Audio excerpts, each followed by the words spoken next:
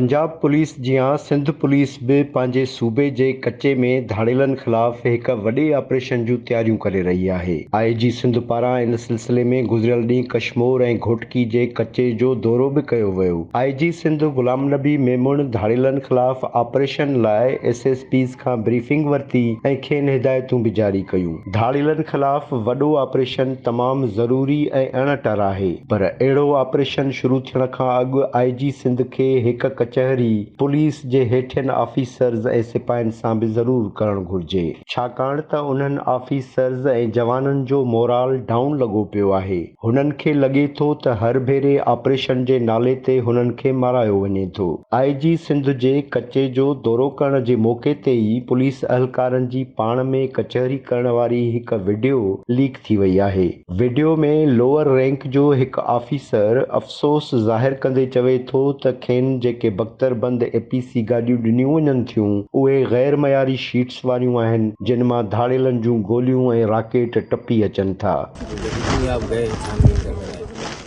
यार गाड़ी लेने से आदमी, मैं गरीब, घर के लिए दिला भी लेने जाते हैं ना, पैसे के लेते हैं, अपनी बच्ची के लिए जहेज लेते हैं ना, देख के लेते हैं यार मेरी बच्ची की जिंदगी बात कोई लानता न ली, सारी उम्र की लानता न हम पे लिख दी।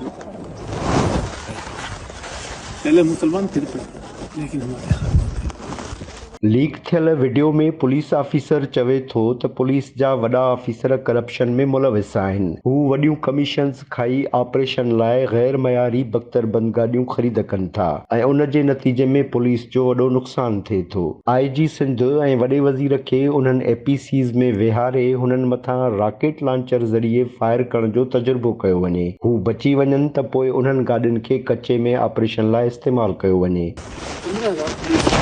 उसको रॉकेट लॉन्चर मारा था। बैठेंगे आप लोग बड़े, बेचने वाला खरीदार, कमीशन खाने वाले। अगर रॉकेट नहीं ली अभी इसमें क्यों चला गया? रॉकेट लॉन्चर मारो, अगर तुम बच गए तो पुलिस का इतना भी बहाल हो। छोटे मुलाजिम बैठते हैं जो ली ना नहीं,